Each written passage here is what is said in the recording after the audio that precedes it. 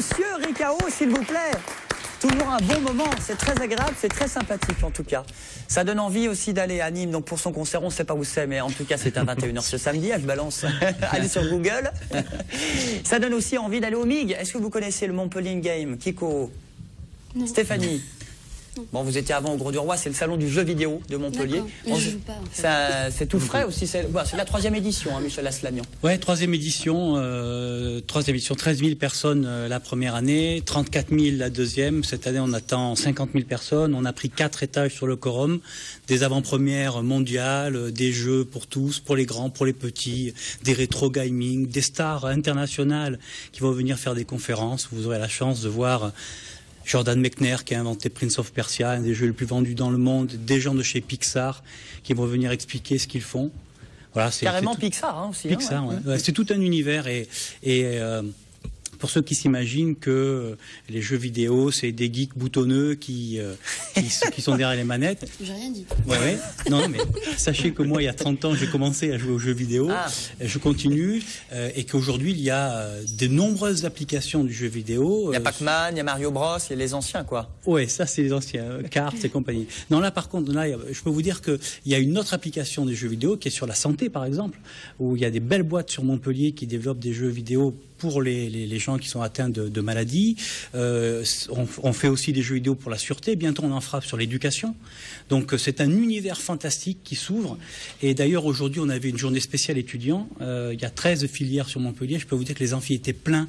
Il y avait des masterclass. Et c'était comble, quoi. Mais ça attire le jeu vidéo aussi bien aussi dans l'orientation scolaire. Il y a beaucoup de gens qui se dirigent vers cet univers parce qu'ils jouent aussi et puis en même temps, ça les attire professionnellement. Ils ont raison. Ouais. Le chiffre d'affaires du jeu vidéo, du logiciel a dépassé celui du cinéma l'an dernier. Je ne sais pas si vous vous rendez compte. C'est encore un chiffre d'affaires qui est en explosion. Et puis, ce qui est intéressant, c'est que le jeu vidéo, c'est tout. C'est le graphisme, c'est l'informatique, c'est le son, c'est le développement, c'est le logiciel. Donc, en fait, il y a une infinité de métiers. Et c'est un secteur qui embauche. Ça, c'est bon à savoir. Et puis, il y a ce rendez-vous pour le public. Et puis, la veille, il y avait l'e-date, qui était le rendez-vous pour les pros. On a parlé de l'avenir du numérique, l'avenir du smartphone, des tablettes. C'est vraiment le rendez-vous mondial, Montpellier. Vous voulez faire cet événement, l'aglo? Oui. Je pense qu'on a un écosystème ici qui est particulièrement favorable. Alors, je ne vais pas parler de Silicon Valley, ça ferait un peu prétentieux. Ça se la pète, là. On va parler d'un petit Sophia Antipolis dans le nouveau quartier Oz qu'on est en train de créer avec une dimension spécialisée sur les nouvelles techniques numériques et sur le jeu vidéo.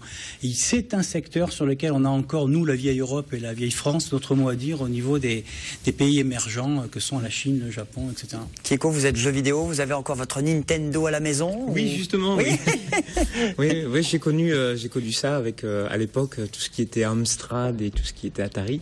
Donc, c'est vrai que quand je vois maintenant ce qui est fait niveau jeux vidéo, ça laisse rêveur. C'est exceptionnel. Maintenant, les jeux qu'ils font sont vraiment magnifiques. Ça. Et ce qui est bien aussi au MIG, Michel, c'est qu'il y a les anciens jeux vidéo, pas pour les anciens, mais pour voir comment c'était, et puis les nouveaux. Il y a les deux, quoi. Il y a 20 ans en arrière, et puis il y a aujourd'hui. Ouais, c'est bien entendu. Moi, les gens qui ont joué à mon époque à Pac-Man, ils ont une larme à l'œil à chaque fois qu'ils ont la petite manette devant, etc.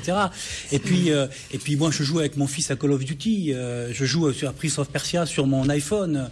Il y a toujours des moments. Il y a même des entreprises aujourd'hui qui, à la place de la pause café, font une pause jeu vidéo. Et c'est normal. S'il y a moins de clubs, c'est très bien aussi.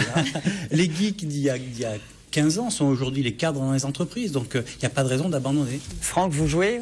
Vous avez une petite console à la maison? Vous êtes jeux vidéo? Ou c'est que la guitare? La Nintendo. La Nintendo aussi? Moi aussi. Avec Mario Bros. Voilà. Stéphanie, Nintendo aussi? Ouais, je l'avais, ouais. Mythique Mario Il paraît Bros. que ça se vend. Mario Bros, les jeux comme ça se vend bien. Il y a même un Mario Bros Revival qui arrive, qui est une nouvelle version de l'antique jeu, qui vous permet de jouer à ce jeu de plateforme mythique, mais avec les nouvelles technologies où le déplacement est plus fluide. Et alors, ce qui est extraordinaire dans ce secteur, c'est que tous les 5 ans, il évolue. Tous les 5 ans, vous avez une nouvelle machine. Tous les 5 ans, vous avez un nouveau logiciel. En ce moment, c'est pratiquement l'iPhone, c'est presque fini. Maintenant, on est sur Facebook, on est sur le cloud, etc. Et c'est un univers qui est en totale évolution tout le temps. Plus de jeux, plus de nouveautés, plus de stands. C'est donc le MIG, le Montpellier Game. Oui. C'est samedi, dimanche au Quorum et c'est Ouverture gratuit. samedi 10h et c'est gratuit. On peut acheter ou pas? Bien sûr, on peut acheter. Il y a même, si vous voulez, pour les jeunes parents, une garderie pour mettre les bambins pendant que vous allez jouer. C'est Michel qui surveille, hein, avec la musique gypsy, ça va être sympa. Marlène, vous allez pouvoir y aller avec vos petits. Ah bah oui, tout à fait. Nous, on a les jeux maintenant à reconnaissance. Je sais pas comment ça s'appelle d'ailleurs. Ben vous avez des capteurs en fait qui vous fixent, oui, c'est les Kinect et compagnie, mais vous savez, on est en train de travailler, enfin les gens sont en train de travailler à quelque chose d'encore plus puissant, où vous serez en 3 dimensions. C'est-à-dire que ce que vous voyez de la fiction d'il y a 20 ans chez Walt Disney, dans son film Tron, etc., dans 10 ans c'est chez nous. À Montpellier. À Montpellier, je l'espère. Oui. On l'espère, et on espère qu'il y aura beaucoup de monde, il n'y a pas de raison, c'est un temps aller au MIG, il ne va pas faire très très très beau. Donc, tant mieux pour vous, Michel, il est content. Samedi et dimanche, on rappelle les horaires au Quorum à Montpellier. 10h, samedi matin, ouverture, précipitez-vous, l'ouverture sera faite par le président de l'agglo, jusqu'à point d'heure, et dimanche, 10h jusqu'à 17h. Organisé par l'agglomération, c'est le MIG, le Montpellier In-Game. Merci beaucoup, Michel, voici le rappel des titres.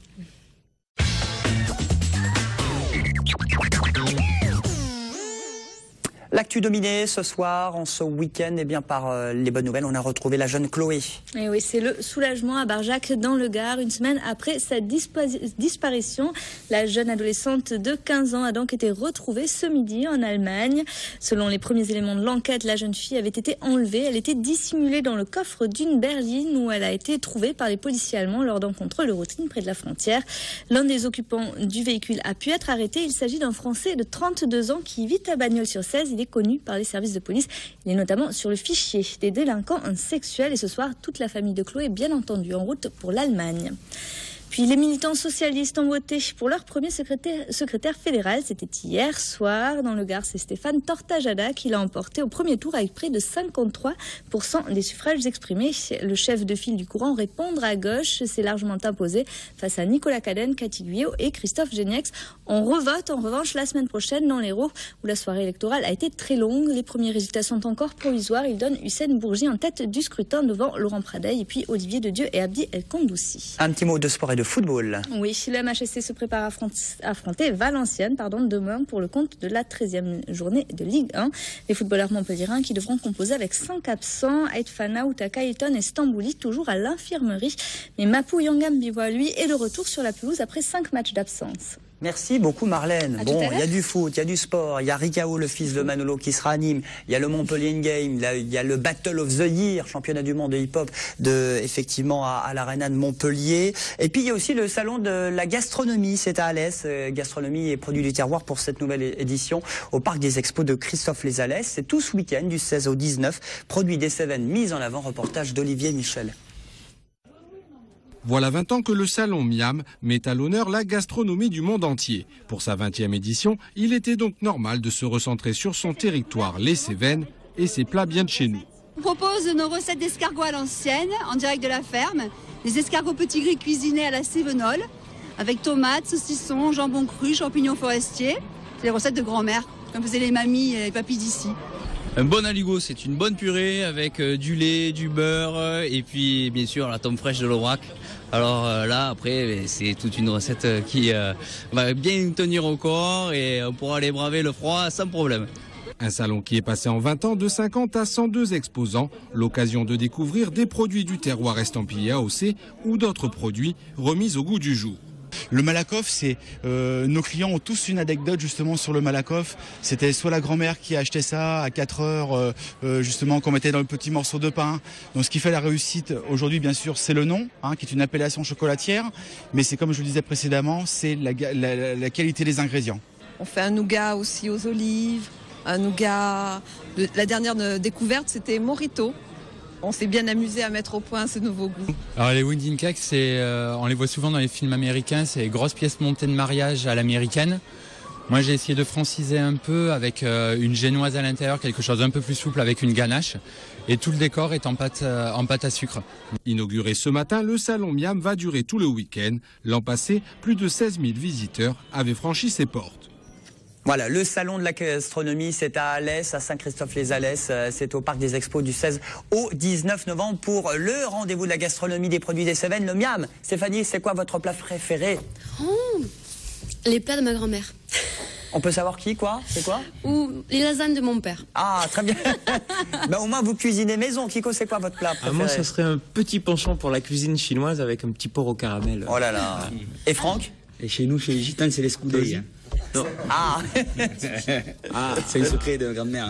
Secret de grand-mère. Bon, bah très bien. Il y a le Miam, il y a pas mal de choses. C'est un temps aussi à cuisiner. On retournera à l'aise dans un instant la chronique territoire. Et puis on va aller sur Toisquissac parce que là aussi, il y a un bel événement. C'est pour la bonne cause, c'est dans le Gard et c'est demain la journée taurine et c'est samedi. À tout de suite après la pub.